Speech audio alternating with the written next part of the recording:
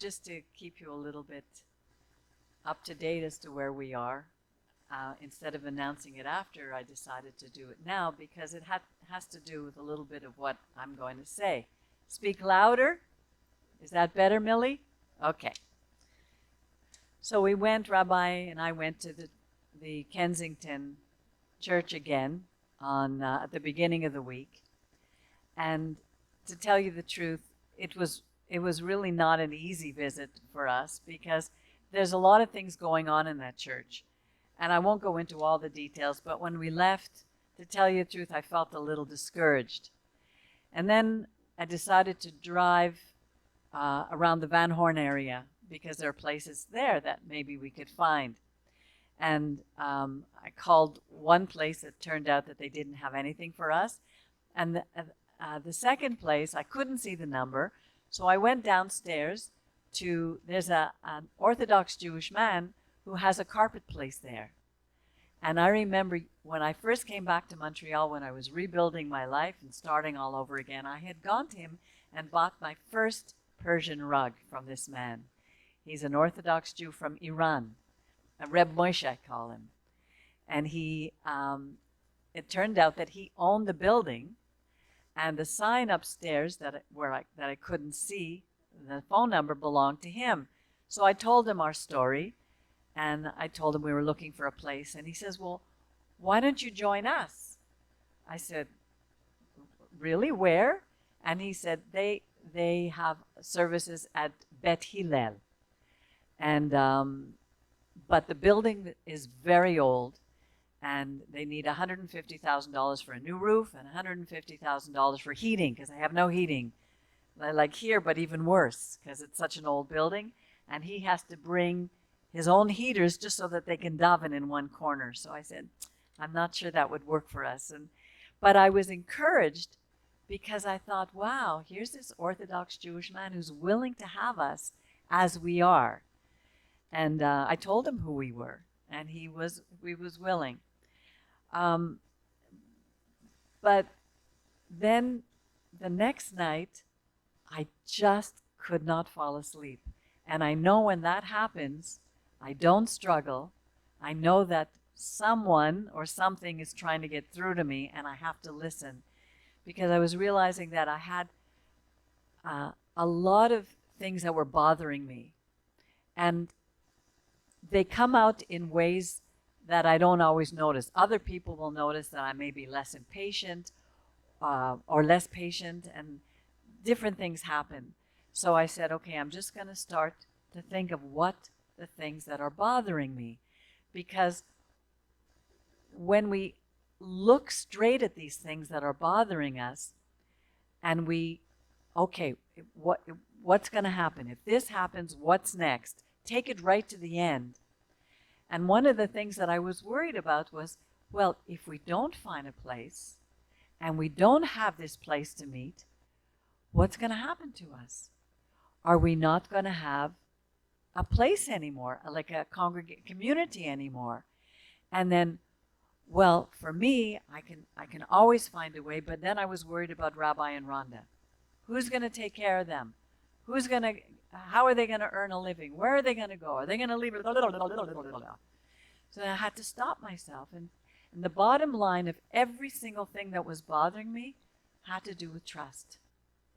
Who am I trusting? And am I letting go control? Because I'm not a C, but even my D controls. I want to make sure that everything is handled.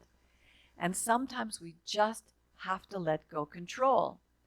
And then the other thing that was, I was thinking about, who are we? Who are we as a community? Because every single day I get into a conversation with someone, and they'll ask me, well, what is your shul? What is this congregation? How come I never heard of you? And more I'm asking, who are we? And in one of our conversations, you were saying, well, in my home, we had Jewish tradition, but we didn't have God. How many of us had tradition, Christian tradition, but didn't have God? And many of us had that in our upbringing. And then in another conversation, Muli was speaking to the rabbi and saying that he has a niece who lives in Israel who used to be a Baal Tshuva, an Orthodox Jew. Her son went to yeshiva, and he was so fed up with what he saw there that he quit. And she left too. And he said, well, what are you now? What are you doing? And she called herself, she says, I'm Chilonim Shomrei Mitzvot. Chilonim means secular. Shomrei Mitzvot, keepers of the mitzvot. And I went, wow, that's who we are. That's who I am. I'm not religious, which makes me secular. And I'm a guarder, a keeper of the commandments. So I said, maybe that's who we can call ourselves.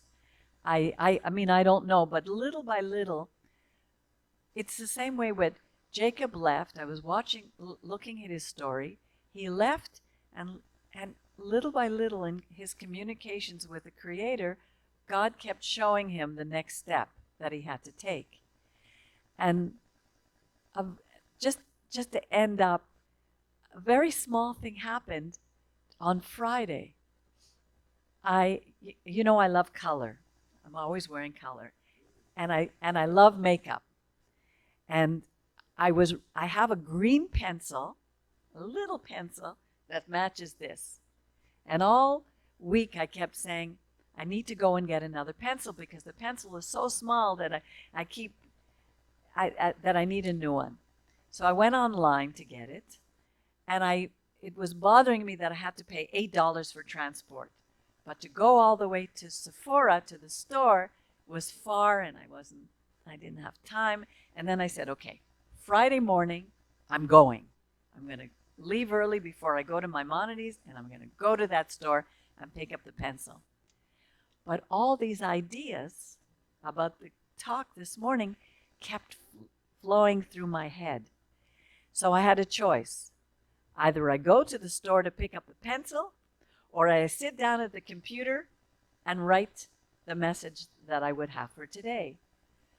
So the thought that came to my mind, always put God first. So I went to the computer and I started typing out all my thoughts. And then I didn't have time anymore to go to Sephora. So I said, okay, I have a few minutes, I'll buy it online. And then I said, well, maybe I can buy another pencil. So I go to my little container where I have all my pencils, and I'm looking through, and I see another green pencil, exactly the same one. Half of it is there. I already had what I didn't think I had. And I said, you know what? You put God first, and He always provides. We put God first and trusting Him, and that to me is the whole message of the Torah. We always have to put Him first and trust Him, and something is going to happen to take care of us. Shabbat Shalom.